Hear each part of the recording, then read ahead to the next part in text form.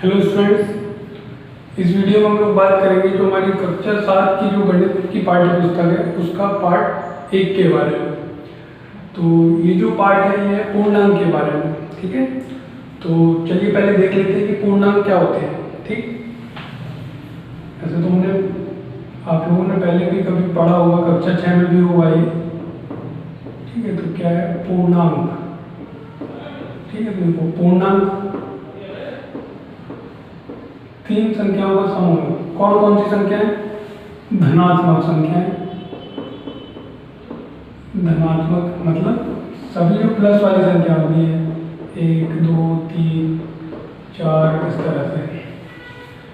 शून्य, क्या शून्य, और सभी ऋणात्मक संख्याओं का, ठीक है। सभी ऋणात्मक कौन कौन सी? -1 -2 -3 -4 -5 इस तरह से, ठीक। फिर तो क्या हो गया पूर्णांक? सभी धनात्मक संख्याएं, सभी धनात्मक संख्याएं, शून्य और सभी ऋणात्मक संख्याओं का जो समूह है क्या कहलाता है? पूर्णांक कहलाता है, ठीक है। अगर आप संख्या रेखा देखें, ठीक है, तो देखो 0 1 2 3 4 5 6, इधर देखो तो -1 -2 -3 -4 -5, और ये ऐसे ही चलता जाएगा, ठीक है। ठीक, चलिए अब हम क्या बात करते हैं। तो ये जो सभी संख्या है, ये सभी संख्याएं क्या कहलाएंगी? हमारी पूर्णांक कहलाएंगी, ठीक है। अच्छा, पॉइंट वाली संख्या पूर्णांक नहीं होती है ना। जैसे अगर लिखा है 2.6 तो ये पूर्णांक नहीं होगी, ठीक है। ये पॉइंट वाली संख्या पूर्णांक नहीं होती है, ठीक है। अच्छा, ठीक है। अब ये संख्या रेखा की अगर बात करें तो संख्या रेखा पे कौन सा नंबर बड़ा है, कौन सा नंबर छोटा है, मतलब कौन सी संख्या बड़ी है, कौन सी संख्या छोटी है, ये कैसे पता करते हैं? तो देखिए इस तरह जितने भी नंबर लिखे रहते हैं ये सारे बाएं वाले हैं, दाएं वाले हैं, और इस तरफ वाले को क्या बोलते हैं हम लोग? बाएं बोलते हैं, ठीक है। तो जितने भी दाएं वाले नंबर हैं अपने बाएं वाले नंबरों से बड़े होते हैं, ठीक है। चलो देखते हैं कैसे। अगर मैं बोलूँ कि -3 और -2, इन दोनों में से कौन बड़ा है? -3 और -2 में से कौन बड़ा है? मैंने क्या बोला? अच्छा, कुछ लोग बोल सकते हैं कि सर 3 तो बड़ा होता है 2 से, हमें पता है ना। तो 7वीं में आ गए, हमें पता है 3 बड़ा होता है 2 से। लेकिन मैं क्या बोल रहा हूँ, संख्या रेखा पे देखो, जो दायां है वो बड़ा होगा अपने बाएं से, मतलब -2 बड़ा होगा किससे? -3 से, ठीक है। तो देखिए अब यहाँ आप देख पा रहे हो कि जितने भी धनात्मक संख्याएं हैं वो सभी ऋणात्मक संख्याओं की दाईं ओर है। तो क्या मैं यहाँ से ये कह सकता हूँ कि सभी धनात्मक संख्याएं सभी ऋणात्मक संख्याओं से बड़ी होती है, ठीक है। क्या बोल सकते हैं? ये आप नोट डाउन कर लीजिएगा। धनात्मक संख्याएं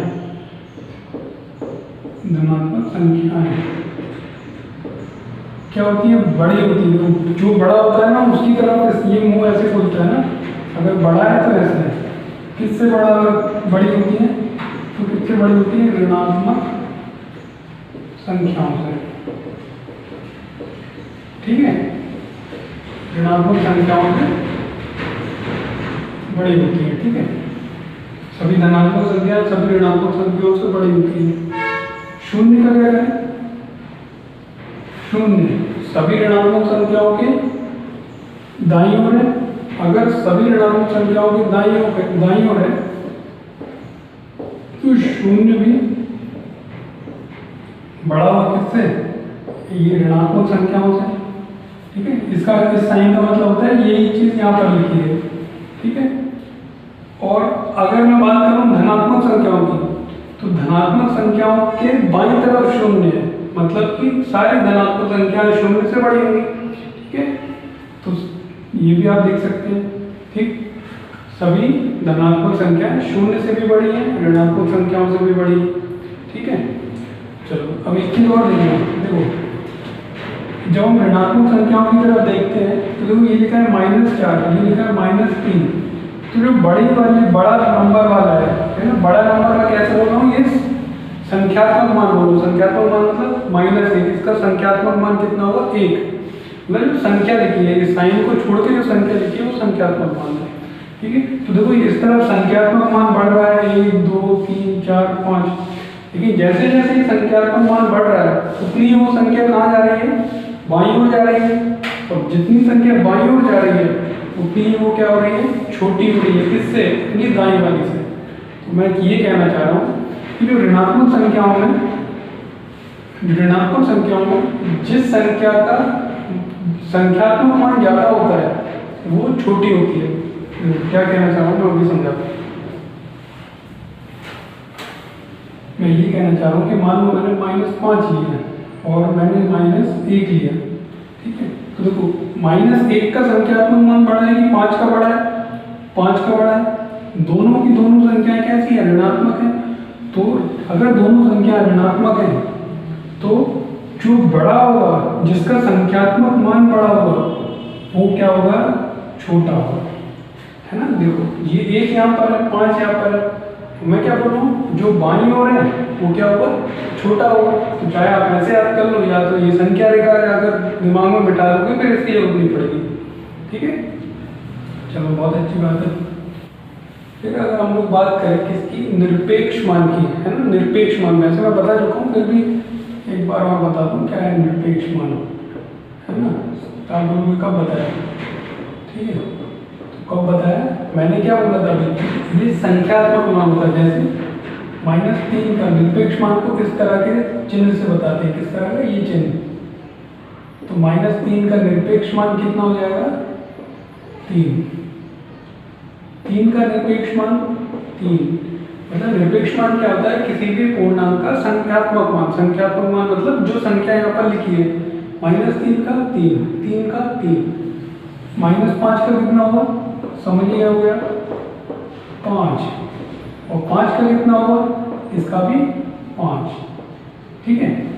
एक चीज ध्यान देना, हमेशा जो निरपेक्ष मान है वो हमेशा कैसा होता है, धनात्मक होता है, ठीक है। तो ये क्वेश्चन आपके रिक्त स्थान में या फिर जो क्या होता है, चूज द करेक्ट होते हैं उसमें आ सकता है, ठीक है।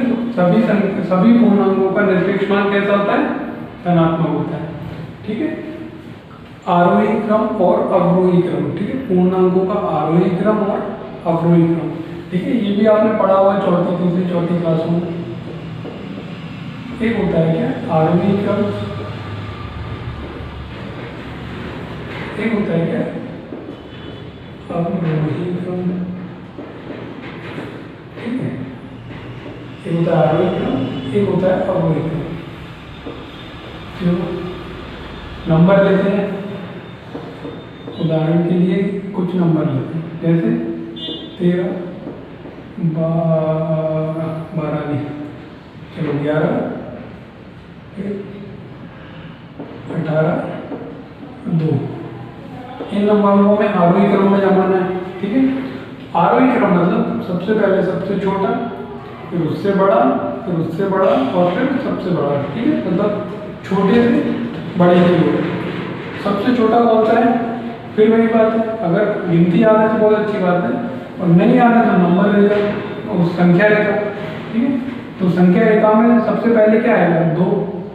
तो जो देखो मान लो ये 0, यहाँ कहीं 2 आएगा, यहाँ कहीं 11 आएगा, यहाँ 13 आएगा, यहाँ 18 आएगा, ऐसे ही होता है ना। मतलब यहाँ 1 आता है, फिर 20 के नंबर, फिर 11 आता है, फिर इस तरह से, ठीक है। तो मैं क्या बोल रहा हूँ, जो सबसे बाईं ओर वो सबसे छोटा, इन सब में सबसे बाईं ओर कौन सा है, 2, सबसे छोटा, फिर इससे बड़ा। तो देखो मैं साइन कैसे बना, इस तरह से, क्योंकि इससे बड़ा और बड़े की तरफ ये मुंह खुलता है। तो 2 से बड़ा 11, 11 से बड़ा 13, 13 से बड़ा 18, ठीक है। अच्छा, लेकिन हमारी किताब में तो ऋणात्मक वाले भी, तो क्या करें, एक ऋणात्मक भी देख लेते हैं। चलो इन्हीं नंबर को ऋणात्मक करके देख लेते हैं, ठीक है। -13, -11, -18, -2, ठीक है। अब देखो जो ऋणात्मक संख्या है वो शून्य की इस तरफ आएंगी, ठीक है। ये कहीं यहाँ पर शून्य है, यहाँ -2, यहाँ -11, इधर -13 और यहाँ -18। ये बीच में -1 वगैरह भी है ना, लेकिन मैं क्या कन्वीनियंस के लिए लिख नहीं रहा हूँ, ठीक। तो देखो सबसे छोटा कौन सा है? 2 नहीं ना, 2 नहीं। सबसे छोटा कौन सा होगा? जो सबसे बाईं ओर होगा। सबसे बाईं ओर ये है -18। मैंने ये भी कहा था ऋणात्मक संख्याओं में जो सबसे बड़ा होगा, मतलब जिसका संख्यात्मक मान सबसे बड़ा होगा, वो सबसे छोटा होगा, ठीक है। सबसे छोटा कौन सा होगा? -18। इससे बड़ा इसके दाईं ओर मिलेगा -13, इससे बड़ा -11 और इससे बड़ा -2, ठीक है। लेकिन हमारी किताबों में ऐसे क्वेश्चन नहीं है जिसमें माइनस भी और प्लस भी है, तो क्या करें? चलो वो भी कर लेते हैं। चलो नंबर लेते हैं अपन, कुछ इसमें से ले लेते हैं, ऐसे ले लेते हैं 13 -11 18 और -2, ठीक है। 2 माइनस और 2 प्लस। अच्छा सर इनको क्या करें? चलो देखो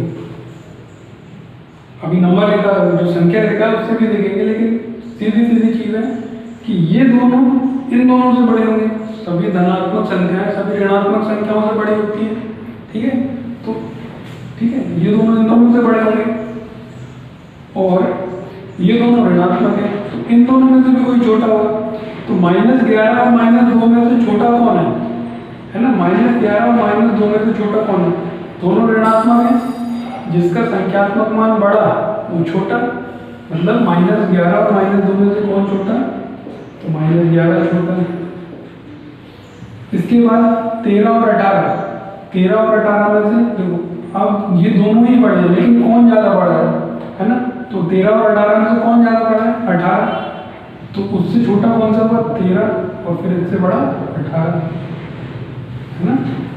चाहे ऐसे कर लो, संख्या रेखा से भी कर लो, फिर हम बोलोगे संख्या रेखा भी बताइए।